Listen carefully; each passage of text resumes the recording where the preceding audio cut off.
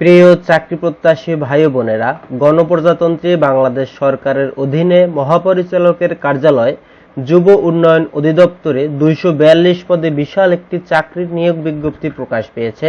প্রকাশের তারিখ 20 মে 2026।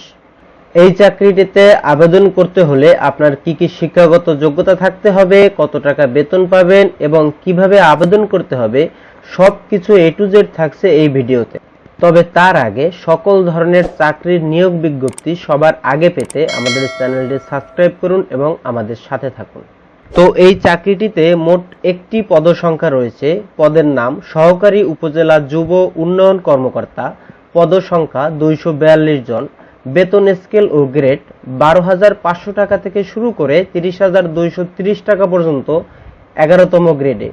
শিক্ষাগত যোগ্যতা কোনো স্বীকৃত বিশ্ববিদ্যালয় হতে দ্বিতীয় শ্রেণীর স্নাতক বা সমমানের ডিগ্রি থাকতে হবে। তো এই চাকরিতে আপনার আবেদন করতে পারবেন 23/6/2026 পর্যন্ত। বয়স সর্বনিম্ন 18 বছর থেকে 32 বছর হতে হবে। তো এই চাকরিটিতে আবেদন করার জন্য আপনাকে চলে যেতে হবে doyd.teletalk.com.bd এর ওয়েবসাইটে। তো এই ওয়েবসাইট থেকে আবেদন করার পরে আপনার ফোন নাম্বারে পরীক্ষার দিন, তারিখ এবং জায়গা জানিয়ে দেওয়া হবে। তো বন্ধুরা, সবার কাছে আবারও সেই ছোট্ট একটি অনুরোধ, যারা আমাদের চ্যানেলটি এখনো সাবস্ক্রাইব করেননি অবশ্যই সাবস্ক্রাইব করবেন চাকরির সকল ধরনের নিয়োগ বিজ্ঞপ্তি সবার আগে পেতে। ধন্যবাদ সবাইকে। আসসালামু আলাইকুম।